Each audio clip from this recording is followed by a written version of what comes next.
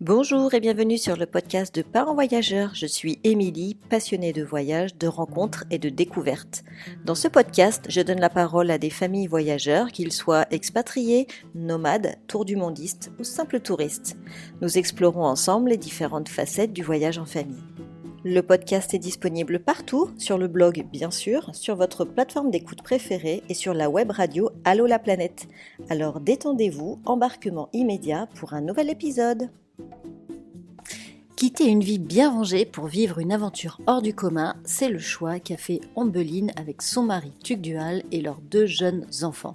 Dans ce nouvel épisode de podcast, nous vous proposons de revivre leur expérience unique de traversée de l'Atlantique en voilier en famille. Ombeline nous partage tous les coulisses de cette préparation. Je vous souhaite une belle écoute.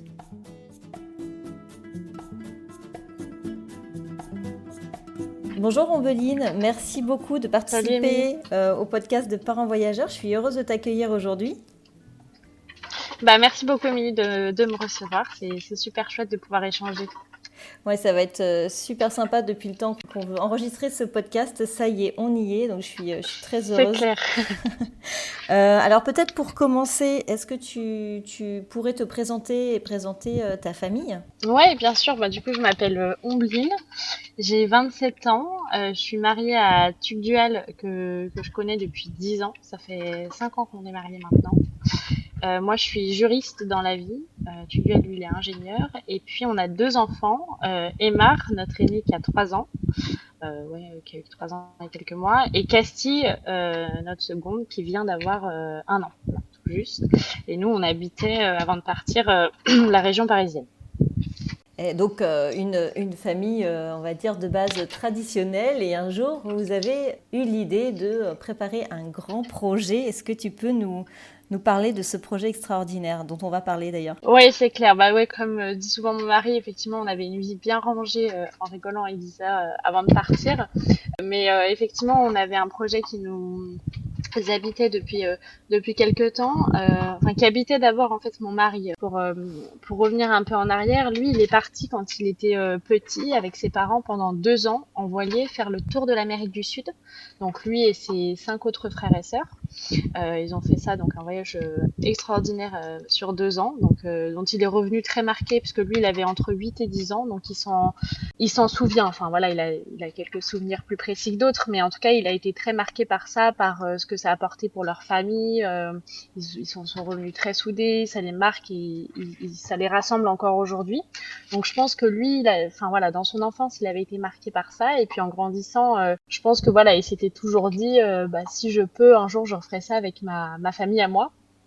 Et puis c'est vrai que quand on s'est rencontrés il y a 10 ans, lui, tout de suite, il m'en parlait. C'était son rêve, quoi. Moi, c'est vrai que je suis plutôt une fille de la montagne. J'ai grandi en Haute-Savoie, donc la mer, j'y allais en vacances, quoi. Mais j'ai pas du tout baigné là-dedans. C'est pas mon truc, quoi. Donc c'est vrai que quand il m'en a parlé il y a 10 ans, je l'ai un peu regardé avec des yeux en mode non, mais ça sera pas avec moi, quoi. Si tu pars, ce sera pas avec moi. Et puis il continuait de m'en parler. Moi, je restais distante pendant quelques années. Et puis il y a 3 ans et demi maintenant, on a fait un week-end où on parlait un peu de voyage. Moi, il y a quand même un truc qui m'a toujours tentée, c'est parce que j'adore voyager et j'avais toujours eu envie de faire peut-être un voyage en famille, mais peut-être en van ou voilà, camping-car, vélo, enfin avoir une expérience, mais avec un autre mode de transport. Et très vite, je me suis dit, si je veux faire si on veut se lancer dans une aventure comme ça en famille, je comprenais bien que pour Tugdual, fallait que ce soit en bateau, quoi. Sinon, pour lui, ça avait moins de sens, c'était moins chouette. Et puis, il y a 3 ans et demi, ouais, on était en week-end tous les deux, et puis on parle un peu de bateau, tout ça. Et puis, je pense que moi, j'avais fait un peu mon chemin intérieur là-dessus, et puis je lui ai dit, ok, on y va. Et c'était pas tombé dans l'oreille d'un sourd, puisque le lendemain, il regardait déjà les bateaux à acheter d'occasion, ouais, et à partir de là, tout s'est enchaîné assez vite. Il a fallu fixer une date de départ, etc. On en reparlera, mais pour le coup, il m'a embarqué dans son truc et je regrette pas du tout, quoi. C'était un projet un peu de dingue, un saut dans le vide, mais c'est trop chouette.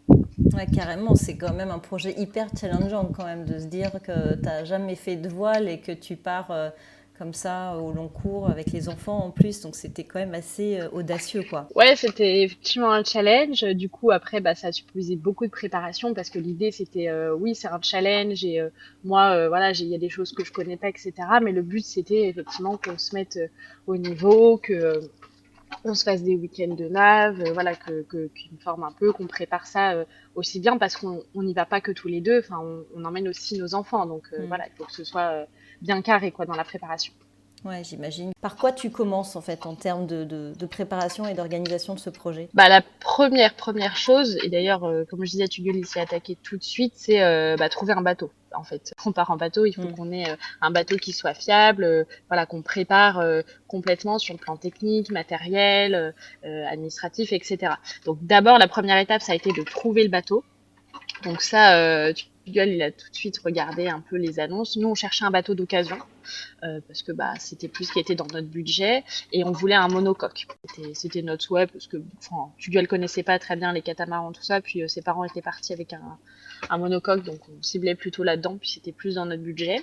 Donc il a pas mal parcouru d'annonces et puis un jour un peu au hasard et gros coup de chance, coup de pouce du destin quoi, et il se baladait, en fait il cherchait parce qu'une fois qu'on aurait le bateau, il fallait qu'on trouve un endroit où le mettre dans un chantier naval qui soit pas trop loin de la région parisienne pour qu'on puisse faire les allers-retours régulièrement sur des week-ends.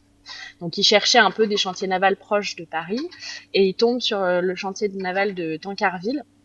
Donc il va voir un peu le site du chantier pour voir un peu les prix, etc. Et puis il voit qu'il y a des annonces de bateaux à vendre sur le chantier, mais des annonces qu'il n'avait jamais vues, qui n'étaient pas du tout référencées sur Google. Et là il tombe sur Harmattan, du coup c'est notre bateau actuel. Donc c'est un monocoque qui fait 11 mètres à peu près. Il tombe dessus et puis ça correspondait en tout point, enfin à première vue, à ce que nous on voulait quoi. Il y avait 3 cabines, ça c'était un souhait pour que chaque enfant et nous on est nos chambres, nos cabines. C'était un bateau voilà qui était fait pour la haute mer, etc. Donc c'est vrai qu'en premier point de vue ça correspondait en tout point. Donc là il se dit bah c'est peut-être le coup de chance, je vais appeler et puis le week-end d'après du coup on a embarqué pour Tancarville, on a été voir le bateau. Et puis, bah, alors, fallait se projeter un peu parce que le bateau, l'ancien propriétaire, il vivait dessus, un peu en mode péniche. Donc, du coup, il n'était pas du tout équipé. Pour le coup, fallait le rééquiper, un peu le réagencer pour un projet comme le nôtre, pour traverser l'Atlantique. Et du coup, bah, voilà, on a fait une première visite. Bon, voilà, on a un peu échangé avec le propriétaire. On en a fait puis 2, puis 3, puis 4. On a commencé à faire une offre qui a été acceptée. Et puis, bah, à partir de ce moment-là, au mois de mai, on a signé l'achat du bateau. Et puis à partir de ce moment-là, c'était parti quoi. On avait le bateau et là on a pu embrayer un peu sur la suite de la préparation. Mais vraiment ouais la première partie qui était importante et qui a pris quand même un peu de temps, c'était de trouver un bateau voilà qui soit fiable, qu'on allait pouvoir équiper et du coup il nous restait à partir de ce moment-là 1 an de préparation sur le bateau avant de partir. Ok, donc cette Parce on l'a préparation. acheté en mai 2023. On a Ok. signé l'achat en mai 2023. À ce moment où vous avez trouvé votre bateau, en fait, vous aviez fonctionné comment en organisation? Parce que en fait, la recherche de bateau, finalement, elle peut prendre beaucoup plus de temps aussi que prévu. Ouais, ouais, on savait pas trop combien de temps ça allait nous prendre. Après, on s'était donné un délai assez long, en fait, parce qu'on avait commencé peut-être à chercher en novembre 2022, mai 2023. Enfin, bon, on a Ok. quand même été assez efficace. On comptait, enfin, trouver assez vite. Et l'idée, c'était de partir pour la petite section d'Emar, enfin, que Emar soit en petite section et du coup qu'on parte en l'été 2024. Ça, c'était notre objectif. Après, on s'était toujours dit si jamais c'est pas possible, bah, on décalera d'1 an. Enfin voilà, on Ouais. gardait dans notre tête, voilà un peu cette possibilité de décaler si jamais c'était trop juste. Mais dans l'objectif initial, c'était voilà partir en été 2024. Ok. Ouais, du coup, vous étiez assez flexible et puis finalement, les choses se sont bien goupillées et vous avez pu partir dans le temps où vous étiez fixé, quoi. Ouais, c'est ça, ouais, carrément. Puis il y avait aussi un autre point, parce que du coup, Casti, notre deuxième, elle était pas née, enfin, elle était pas née même, elle était pas encore là du tout au Hmm. début du projet. Elle était attendue, enfin, on souhaitait, si c'était possible, partir avec un deuxième pour le voyage. Mais voilà, pareil, on savait pas très bien quand allait être la grossesse et puis quand j'allais accoucher. Donc c'est vrai que ça aussi, il y avait une petite part d'inconnu. Et finalement, ça s'est super bien goupillé.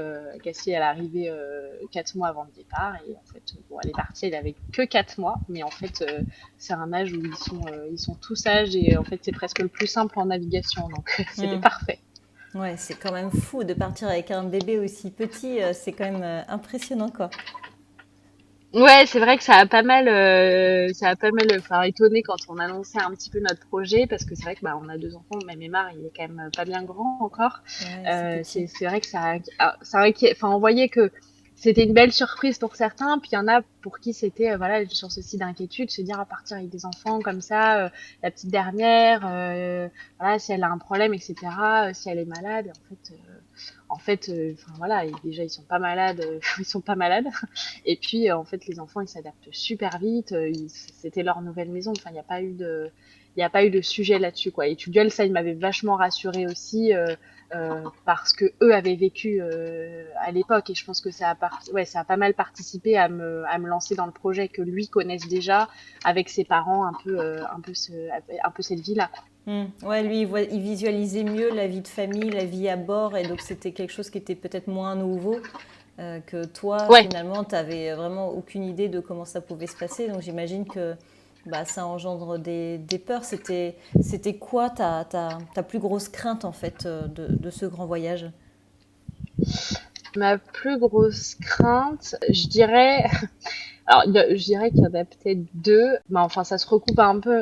Moi, je suis un peu hypochondriaque dans l'âme, c'est-à-dire que j'ai toujours peur des maladies, tout ça. J'aime bien savoir qu'il y a un médecin ou un hôpital à proximité. Donc là, pour le coup, on n'y est pas du tout quand on est. Alors, quand on est en escale, etc.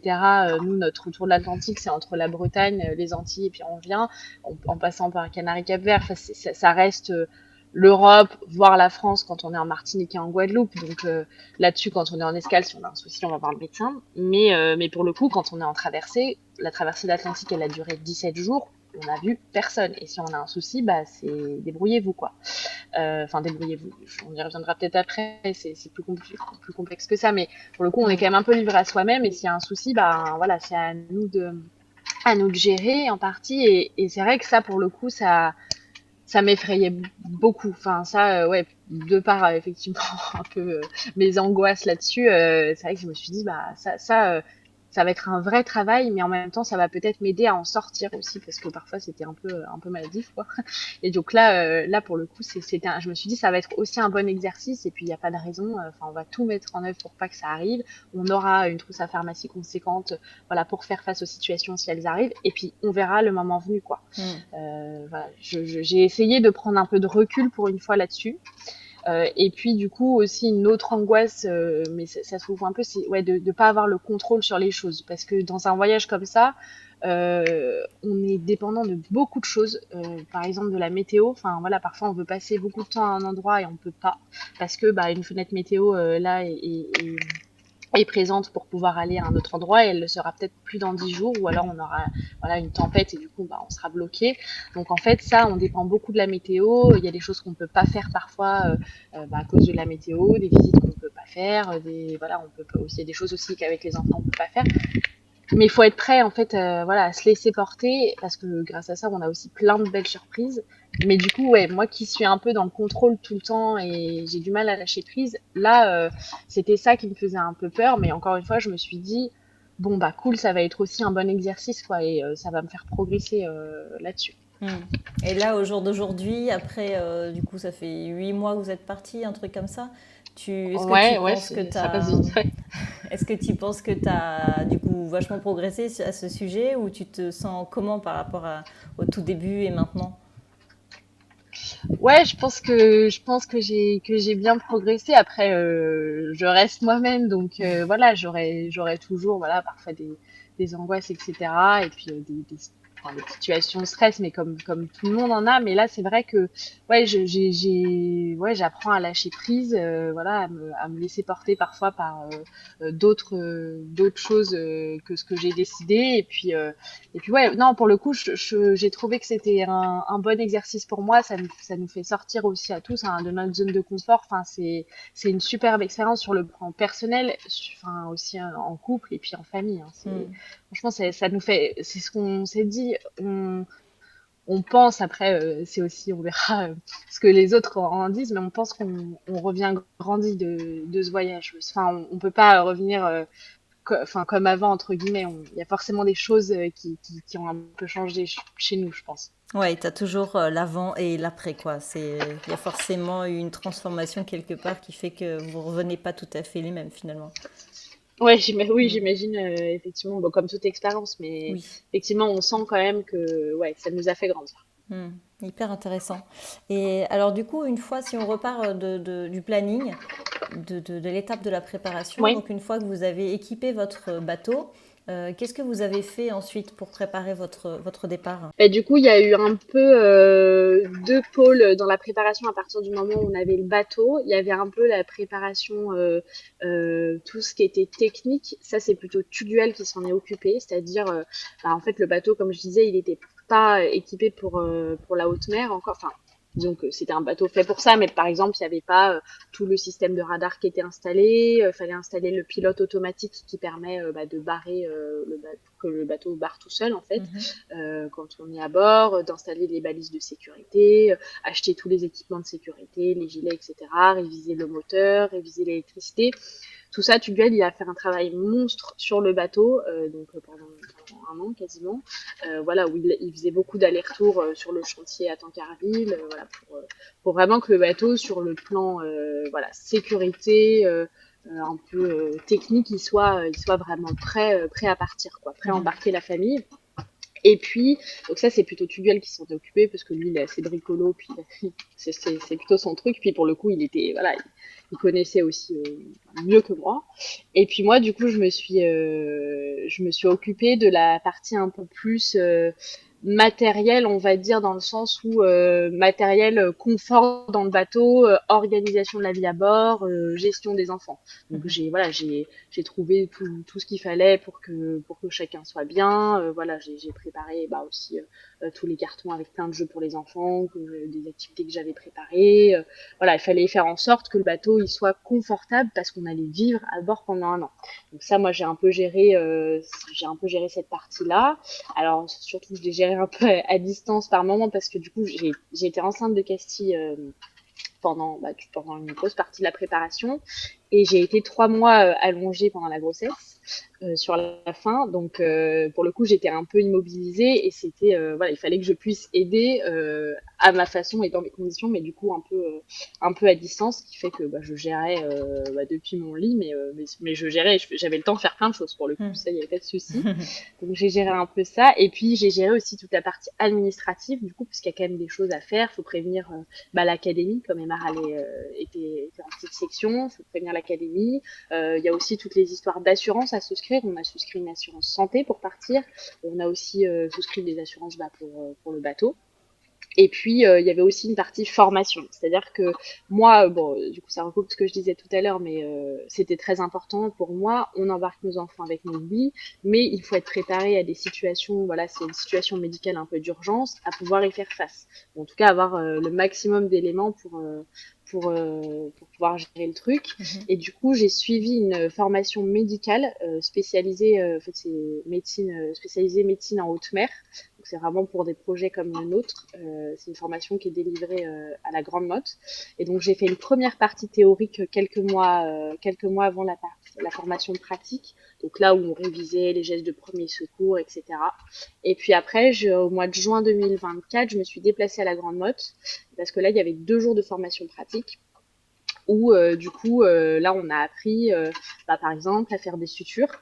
On s'entraînait, c'est marrant, sur des pieds de cochon pour faire la suture parce que c'est ce qui est le plus proche de la de la peau humaine. Donc voilà, on s'entraînait aussi à agrafer, à faire des injections d'antibiotiques en intraveineuse. Enfin, voilà, beaucoup d'exercices qui était censé nous préparer si on était confronté à une situation d'urgence à pouvoir au mieux la gérer. Alors on n'est pas du tout des médecins, c'est pas du tout une formation comme ça qui fait de nous des médecins, bien loin de là, mais ça nous permet voilà d'avoir quand même des bases.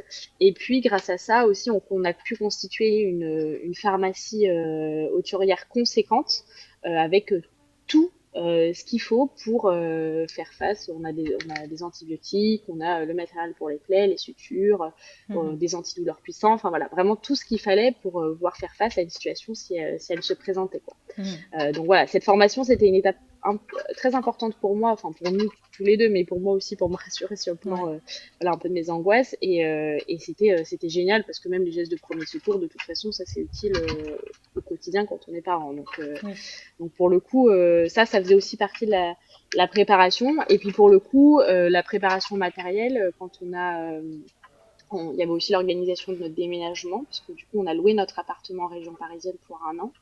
Donc au mois de juin, on a dû tout préparer pour vider l'appartement, faire nos sacs avec les quelques peu d'affaires qu'on emmenait, parce que c'est pas, on n'est pas parti avec 15 000 fringues et tout ça, mais oui, il fallait quand même préparer les jeux des enfants, tout ça. Donc ça faisait aussi partie de la préparation, enfin de la gestion, quoi. Mhm.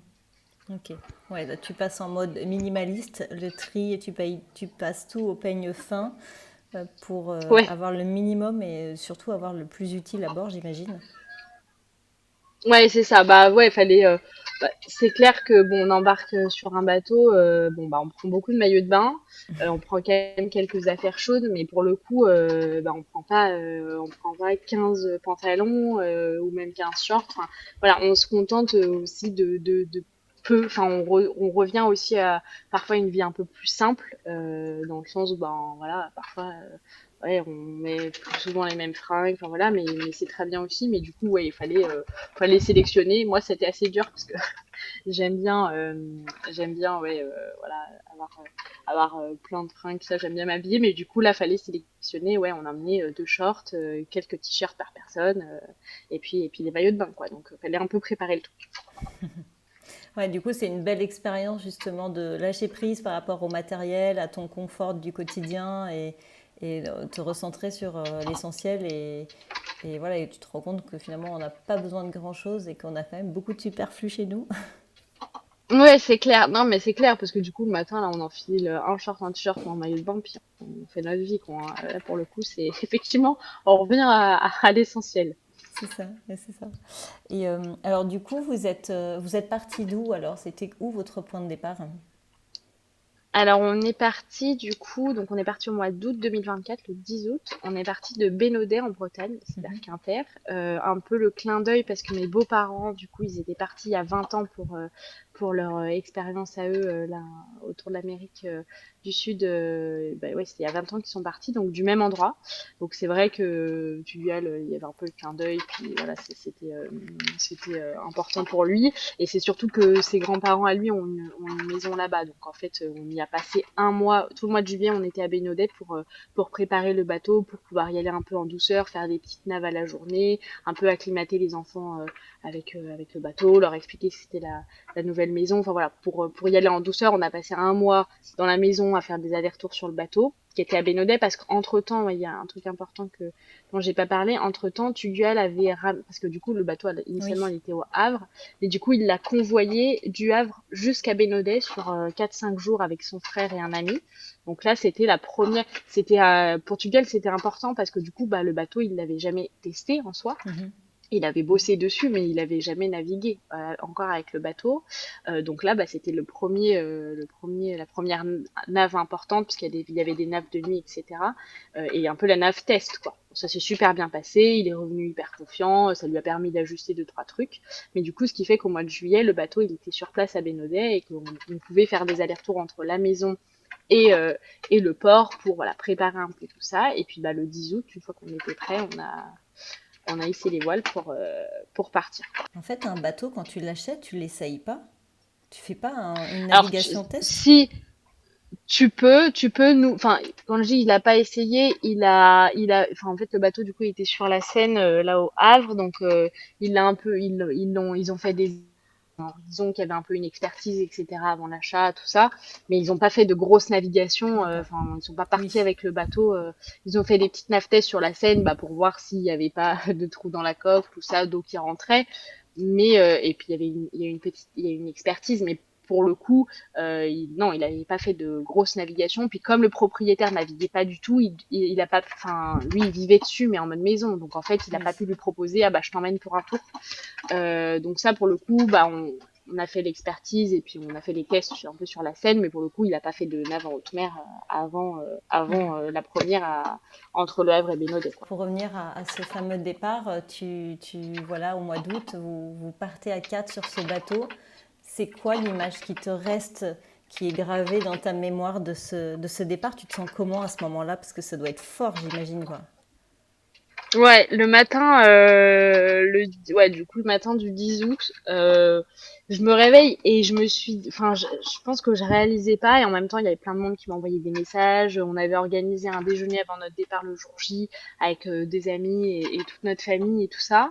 Et à partir du moment où j'ai vu un peu les messages arriver, j'ai vu un peu bah, la famille qui venait sur place aussi, et que ça s'agitait. À un moment, je suis allée m'isoler un peu dans les toilettes pendant le déj en me disant en fait c'est bien réel quoi, on y va et le saut dans le vide c'est maintenant. Et je me souviens enfin là d'avoir un peu tout le truc, toutes les angoisses ou justement l'excitation qui remontait d'un coup que j'avais parfois un peu mis de côté pendant la préparation parce qu'on est à fond dedans, du coup on n'a pas trop le temps d'y penser. Et là d'un coup je me suis dit ah ouais en fait là ça y est on y va, on part. Et puis je me revois sur le bateau quand on faisait les grands au revoir à toute notre famille. Il y en a qui nous suivaient aussi en bateau à moteur pour le tout début et à faire au revoir même à mes parents. Enfin, on est très famille tous les deux, donc c'est vrai que ça c'était dur et en même temps on savait qu'on partait vivre quelque chose de dingue et nos familles le savaient aussi, donc c'était hyper émouvant. Pour le coup, c'était trop beau, mais c'est vrai que ouais, je me souviens avoir eu quand même un peu cette montée d'adrénaline en fait finalement Ouais. pendant le déj où je me suis dit ah ouais en fait on part mais qu'est-ce qu'on fait quoi, enfin, pourquoi c'est vrai pourquoi on y va finalement déjà et en fait c'est dingue, mais c'est vrai que ouais, sur le coup on se demande parfois un peu ce qu'on fait. Ouais, le petit coup de flip qui se dit, mais mince, mais dans quoi je m'embarque? Et c'est qu'à de le dire pour le coup, mais Ouais. qu'est-ce qu'on a fait, quoi? Quelle décision on a pris là? Ouais, puis Et après on a juste, enfin pour préciser, parce que du coup on est parti le 10 août de Bénodet, mais on a quitté la France exactement 10 jours plus tard, le 20 août. Le 10 août, on a embarqué pour la navigation du golfe de Gascogne, qui durait 3 jours jusqu'en Espagne. Mais c'est vrai que ouais, on voulait y aller un petit peu en douceur pendant 10 jours au début. comment il a réagi, ton fils de 3 ans, le fait de, voilà, de dire au revoir à papy, mamie, la famille, et de se retrouver sur le bateau comme ça? Je l'avais un peu préparé bah, pour que voilà pour qu'il sache, enfin voilà, parce qu'il fait quand même partie du projet et l'idée c'était pas de le lancer là-dedans sans qu'il Hmm. sache, donc on l'avait préparé, on lui avait expliqué. Après il était encore petit donc je savais pas très bien ce qu'il comprenait. Pour le coup, enfin il avait vraiment une énorme capacité à s'adapter. Nous on a été impressionnés, enfin les enfants se sont bien plus vite adaptés que nous, c'était leur nouvelle maison. Ils étaient avec leurs parents, enfin voilà, ils avaient leur jeu. Pour le coup, eux, ils se sont tout de suite sentis dans leur élément, beaucoup plus vite que nous. Et puis, bah, Cassie, elle a plus vécu sur le bateau depuis sa naissance que sur la terre. Donc, en fait, ouais, enfin, on a vraiment été impressionnés par cette adaptabilité qu'ils ont tout de suite eue, ce qui a pris plus de temps pour nous, mais c'est normal aussi. Mais pour le coup, oui, on n'a jamais été moi, j'étais un peu inquiète au départ en me disant, enfin, il va se demander un peu ce qu'il fait sur un bateau, etc. Et en fait, non. Tout de suite, ouais, il était trop content d'être sur le bateau, voilà, d'être tout le temps avec nous. Enfin, ouais, il était trop content. Ouais, je pense que les enfants, il leur faut pas grand-chose, du moment qu'ils ont leurs parents heureux avec eux et qu'ils ont à manger et un lit et des jouets, je pense qu'ils sont bien, quoi. Mais encore les jouets, je pense que c'est optionnel. Je pense qu'à Ouais, partir du c'est moment où clair. ils se sentent en sécurité, il leur faut pas grand-chose, quoi. Donc c'est assez impressionnant. Et bah, du coup, comme on parle des enfants, j'en Pour profite. s'occuper. Ouais, Ouais. ouais, c'est clair. J'en profite pour te demander comment tu faisais pour la gestion et la logistique en fait à bord entre la navigation et la logistique bah, de faire à manger, de s'en occuper, bon, il n'y a pas les devoirs pour le coup, mais voilà, surtout de les occuper. Comment tu gérais tout ça?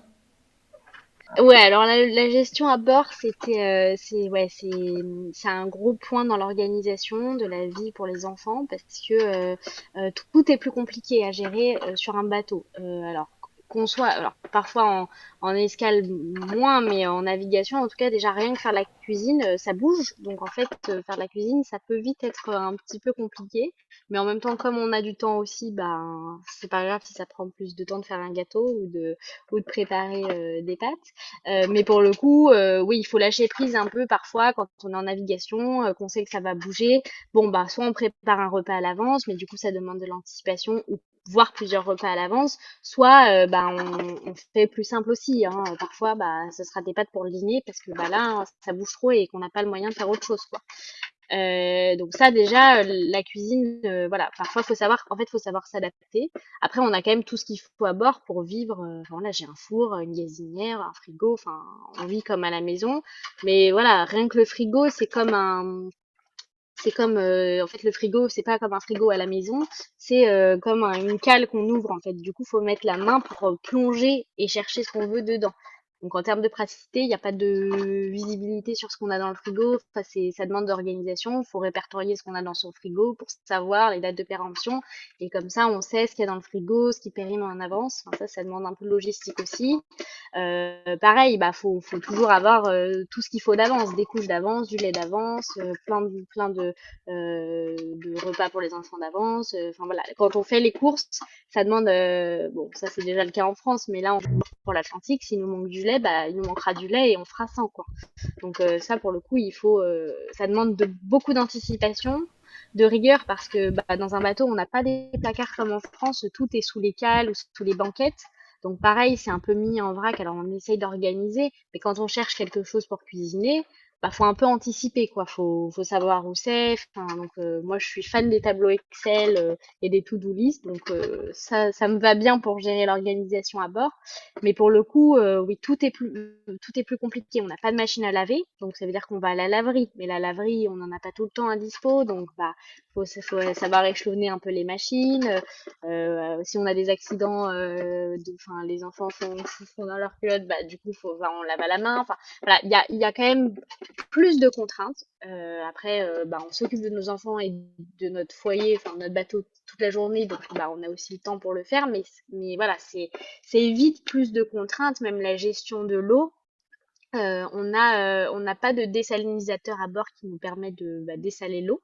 Donc en fait, on a deux réservoirs qui font 400 litres au total, qu'on remplit quand on va au port, donc avec de l'eau en potable. Hein. Mais ces 400 litres, normalement, ils doivent nous permettre de tenir jusqu'à 15 jours, voire 3 semaines quand on est en traversée de l'Atlantique, de consommation d'eau pour se laver, boire, faire la vaisselle.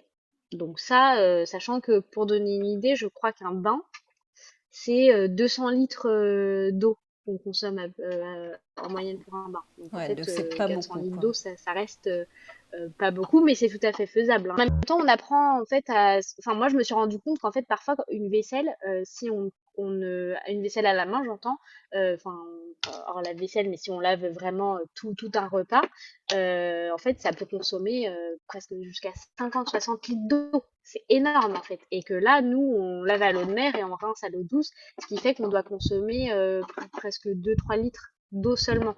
Mais en fait, on apprend à se restreindre et c'est très bien. C'est aussi le but de ce voyage, c'est de se rendre compte que parfois, bah, sans s'en rendre compte, on consomme de l'eau qui parfois, bah, on peut faire un peu plus attention.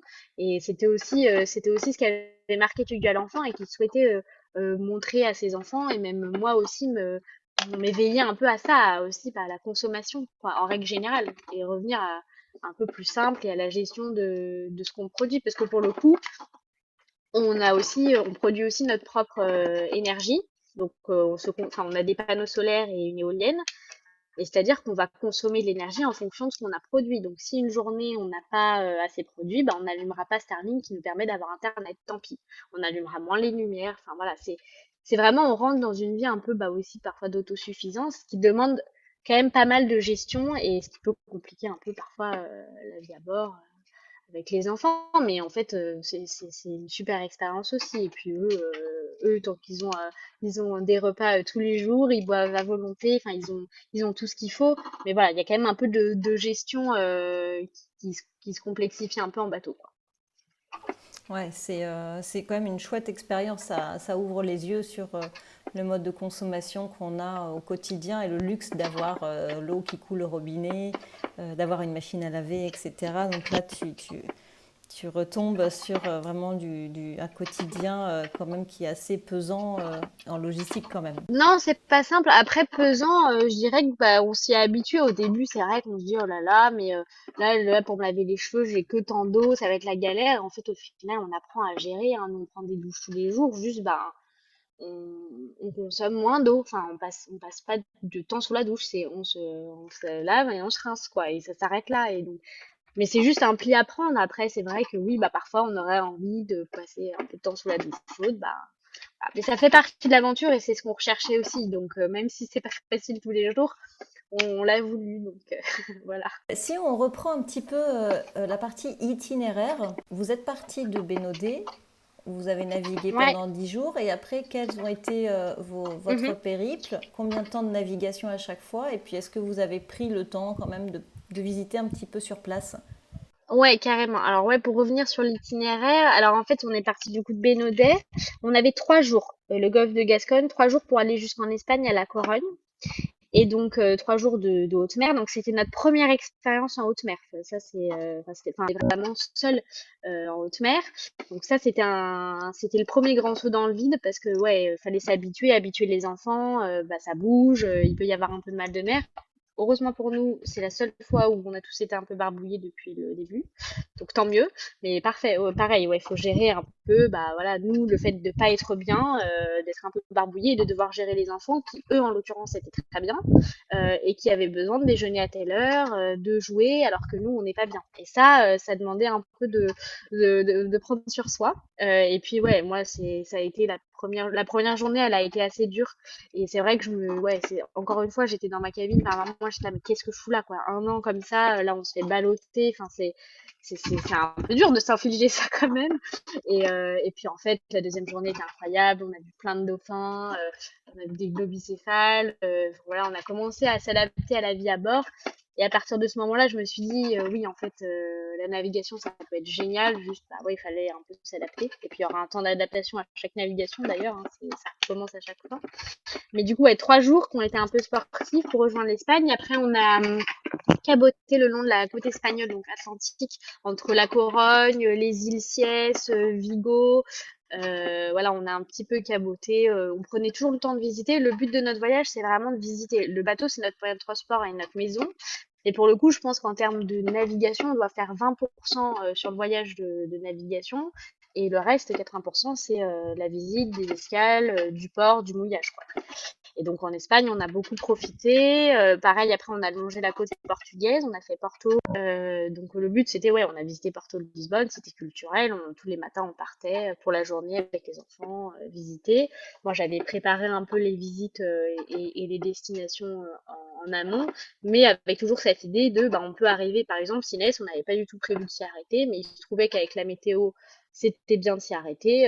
Bah, du coup, voilà, sur le coup, on s'est un peu laissé porter dans la ville. Enfin voilà.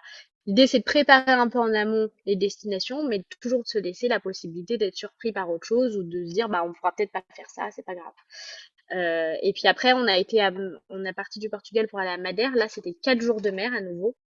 Donc où on était que tous les quatre, on n'avait pas d'équipier avec nous, mais ça a été une de nos naves préférées. Franchement, elle était ouf.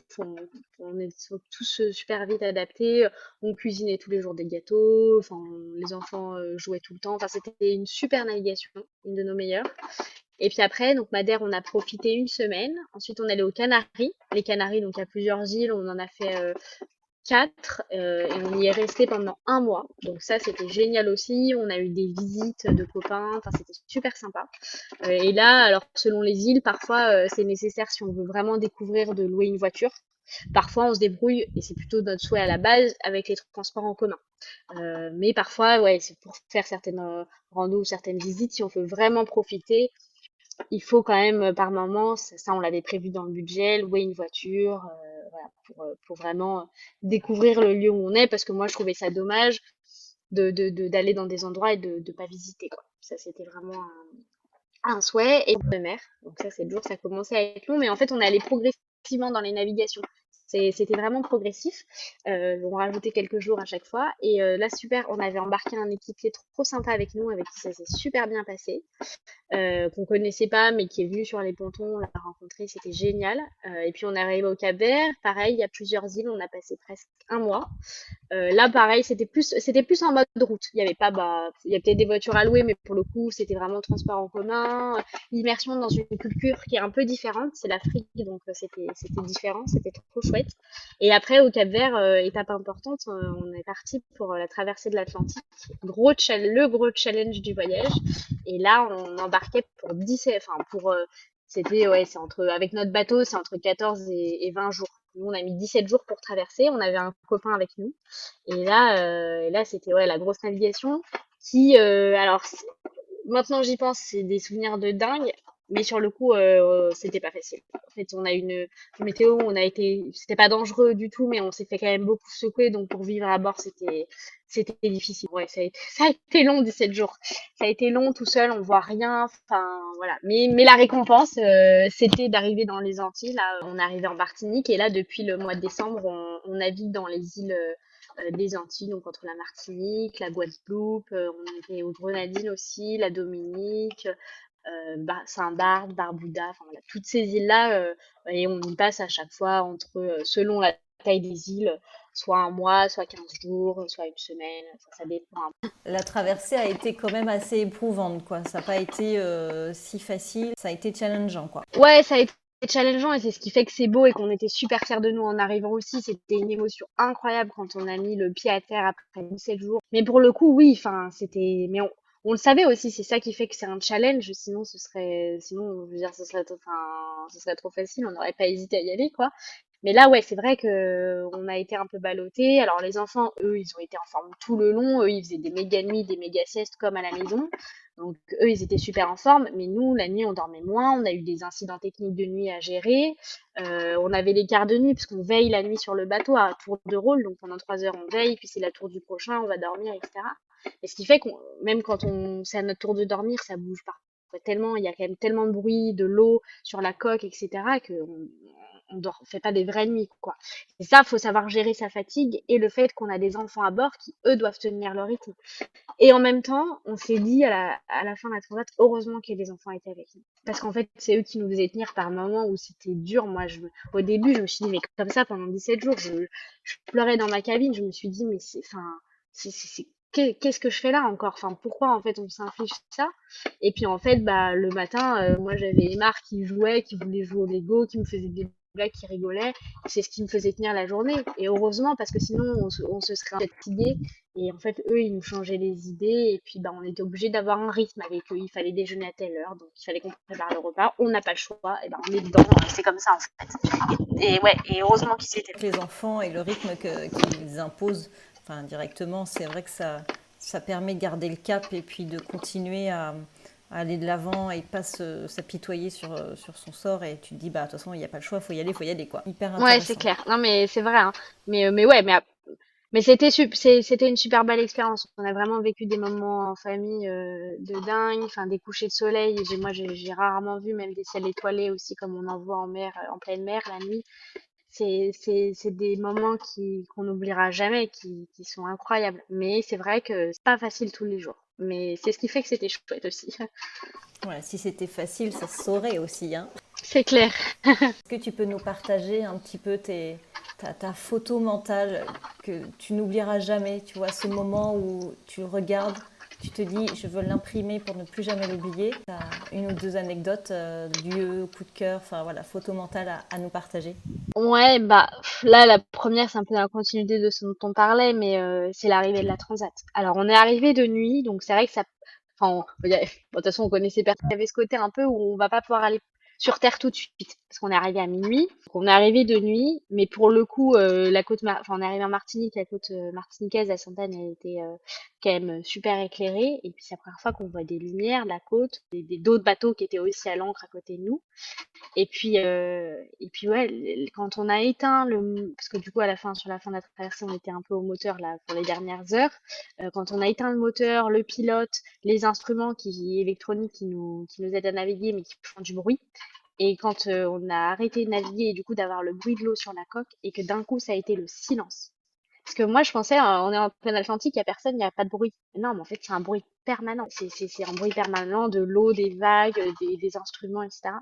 Et là on a tout éteint. J'ai regardé Tugal, j'ai dit c'est fini, mais pas en mode, enfin, j'ai dit ça y est en fait, on y est arrivé quoi, on l'a fait. Et moi qui avais peur de l'eau et qui sur une angoisse de la vie par moment, enfin, j'y suis arrivée quoi. Et on s'est regardé, on était tellement fiers et puis et tellement excités aussi de se dire bah le lendemain on va aller sur un bon resto pour fêter ça.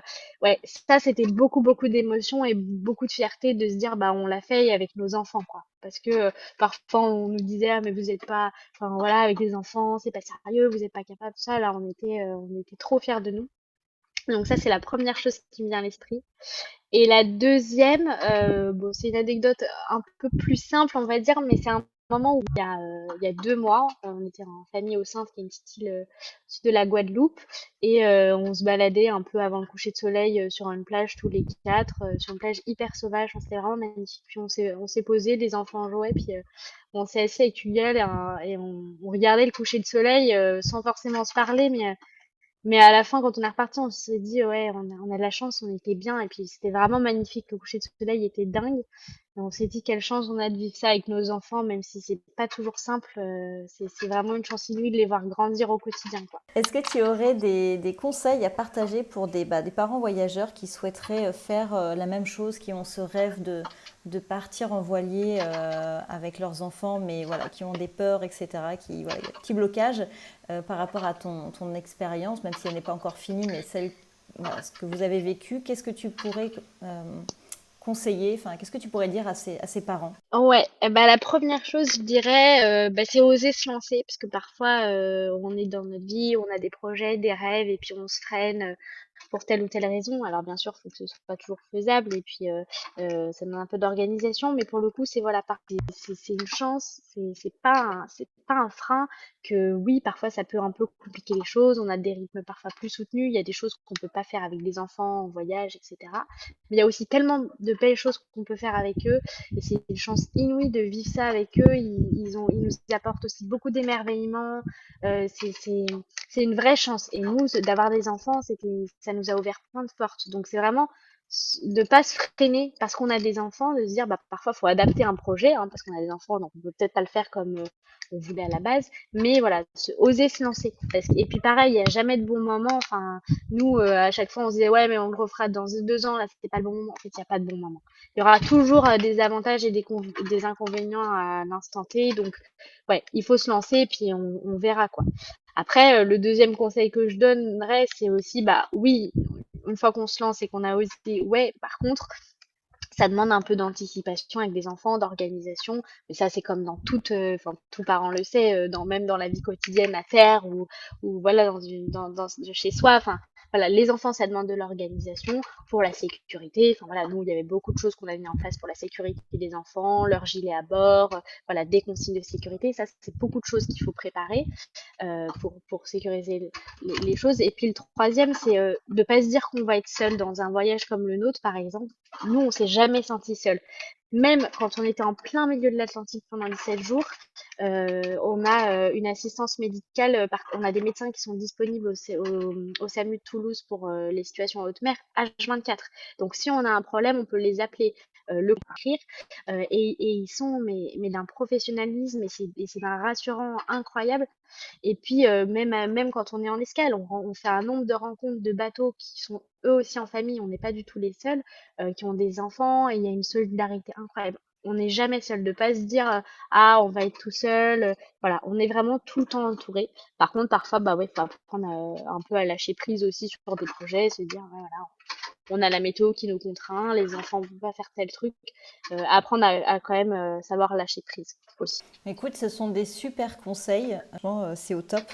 Oui, justement, je voudrais rebondir sur la solitude. Et c'est vrai que pour avoir interviewé d'autres voyageurs en bateau, c'est vrai que les voyageurs m'expliquaient que finalement, il y a une grande connexion entre les voyageurs en bateau. Ils se retrouvent sur les ponts, etc. Ils se retrouvent à destination. Il y a une grande solidarité, en fait, sur ce type de voyage. Et en fait, on s'y attend pas tellement. On pense que c'est quand même un voyage très solo. Finalement, il y a une belle organisation qui s'organise entre bateaux, quoi. Ouais, c'est incroyable, on s'y attendait pas forcément, mais c'est vrai qu'il y a énormément de familles, on fait des rencontres et on se fait des amis incroyables et des amitiés qui sont à la base, effectivement, on se rejoint parce qu'on fait de la voile, mais où on a une solidarité. Nous, on s'est fait prêter des voiles quand on était en galère, des pièces pour le moteur, par des gens qu'on connaissait même pas la veille. On s'invite à l'apéro avec des gens qu'on a croisés une fois sur le ponton et on leur dit viens prendre l'apéro ce soir. C'est vrai que ça paraît lunaire, on ferait pas ça en France, on croise quelqu'un dans la rue, on lui dit pas t'as l'air sympa, viens prendre l'apéro. Mais ici c'est un peu l'ambiance et franchement on repart avec des amitiés et des moments de vie avec avec d'autres gens qu'on connaissait pas, incroyables quoi, en tête. C'est hyper intense, c'est ce genre de relation et c'est vrai que je retrouve un petit peu ça aussi dans de l'expatriation, c'est que les amitiés elles sont vite très fortes. Si tu vois que tu connectes, en fait t'attends pas pour te revoir dans 2 jours, 3 jours en fait. Tout de suite la relation s'installe et c'est assez fort C'est tout ça. de suite et c'est hyper riche quoi. Et en fait on se rend compte qu'on en a aussi besoin de ce côté social, surtout dans ce type de voyage, des gens qui partagent la même aventure. Ça fait du bien aussi à entendre parce que des fois on a un entourage qui n'est pas tellement à l'écoute parce qu'ils sont un peu en dehors de ce genre d'aventure. Donc en fait avoir des gens qui vivent la même chose que toi, en fait il y a aussi quelque chose de très rassurant. On se comprend. Ouais, c'est très juste ce que tu dis parce que justement, nous, on se parle beaucoup aussi de nos galères parce que c'est pas toujours facile le voyage. Enfin, d'ailleurs, on dit plutôt que c'est un voyage ou une aventure que des vacances parce qu'on s'occupe de nos enfants toute la journée et on a beaucoup de contraintes avec le bateau, même si on vit dans des lieux incroyables et on fait des visites incroyables. Mais on a aussi beaucoup de contraintes et ça fait du bien de pouvoir s'en parler entre bateaux ou entre personnes qui se comprennent pour un peu parfois décharger, enfin vider son sac et voilà de pas parce qu'on prend et voilà et leur truc à gérer et du coup ça fait du bien de se retrouver et c'est pour ça que c'est intense aussi quoi. Eh ben écoute Ambeline, merci infiniment pour ton partage d'expérience, c'était passionnant, on aurait pu t'écouter des heures parce que j'ai encore 1000 questions mais on va devoir s'arrêter là, mais en tout cas infiniment pour ton partage, c'était vraiment au top, merci infiniment. Et avec grand plaisir, c'était super chouette de pouvoir échanger et merci encore mille fois de m'avoir reçu, c'était trop bien. Avec plaisir, à bientôt. À très bientôt. J'espère que cet épisode vous a plu. Si c'est le cas, n'hésitez pas à le partager autour de vous et lui laisser 5 étoiles sur votre plateforme d'écoute. Et je vous dis à mercredi dans 15 jours pour le prochain épisode. Bye!